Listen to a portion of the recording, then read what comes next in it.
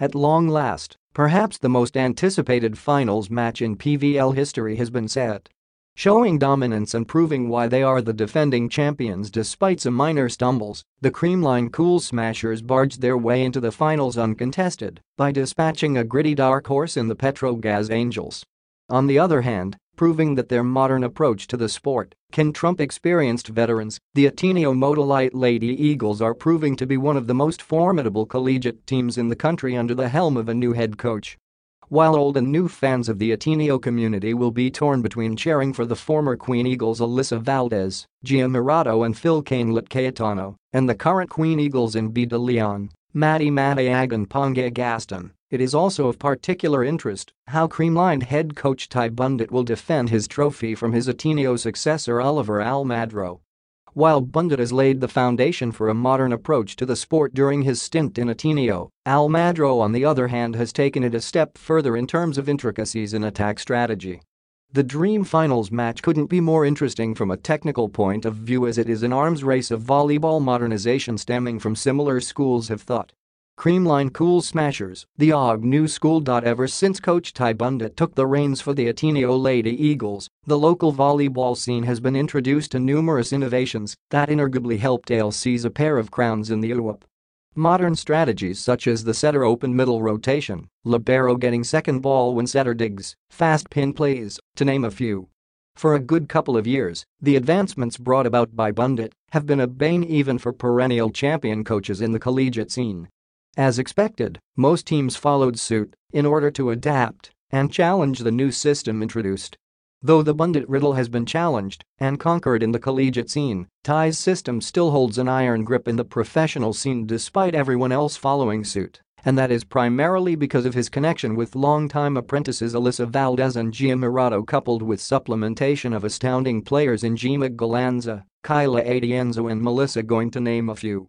Despite a surprising upset to start of their PVL Open Conference journey, the Creamline Cool Smashers continued to defy odds in exerting dominance given a handicapped lineup for the most part of the season.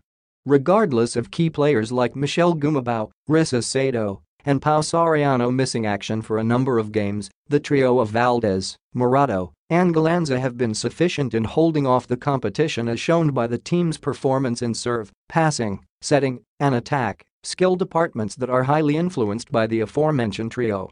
On the other hand, the absences of Sato, Gumabao, and Soriano have definitely influenced their subpar blocking performance since these three players have the major responsibility of setting up the net defense. It is of no surprise that in order to compensate the block, the Cool Smashers have intensified their serving to at least disrupt opponents' attack strategy. Coupled with exceptional floor defense by Atienza in transition, Morado had little difficulties in setting up counterattacks throughout the tournament. With a full-force lineup coming from the semis into the finals, the Creamline Cool Smashers are at their deadliest and all set to defend their crown. With few attack options on the right side as both middles rarely prove threatening with a slight attack, it is expected that the Creamline offense would still be heavy from the left pin's care of Valdez and Galanza. The Lady Eagles would certainly load up their tallest players Madayag, De Leon, and Cat Tolentino to shut down the left pin. As such, the most crucial performance that could spell the difference in the final series would be from opposite player Gumabao. Though Morado usually opts for combination X plays in the middle to ease off some burden from the left, the Lady Eagles have proven disciplined enough with their block that combination plays rarely work against them. Should Gumabao exert significant threats from the right, and if Bundit can develop her right back row attack in time, the Cool Smashers can circumvent one of Ateneo's strongest suit, which is their block, and capitalize on their subpar floor defense to eventually defend the crown. Ateneo-Motolite Lady Eagles paving their own path. Just when the future of the Ateneo Lady Eagles went uncertain with the exit of Bundit, Almadro's takeover proved to be a major step in the right direction as witnessed in their remarkable performance for their first major tournament.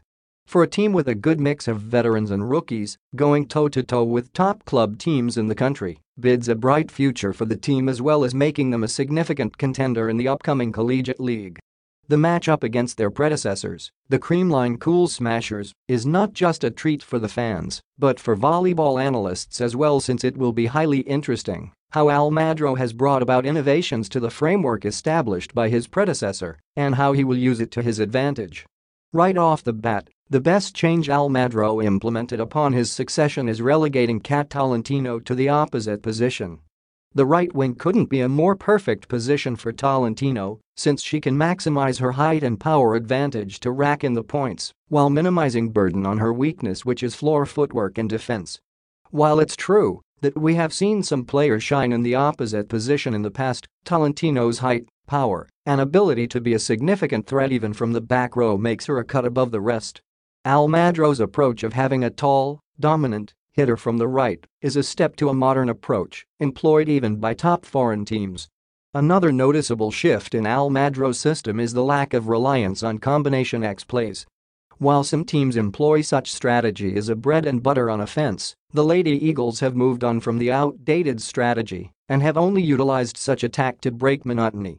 With a tall, dominant hitter from the right and deadly middles given a good pass, setter Deanna Wong is rarely forced to bunch up the attack in the middle in the hopes of confusing the block when she can separate the defense with fast sets to the pins. Almadro's inclination towards safe and consistent pin play instead of fancy combination plays proves that he is taking the team to a more modernized approach.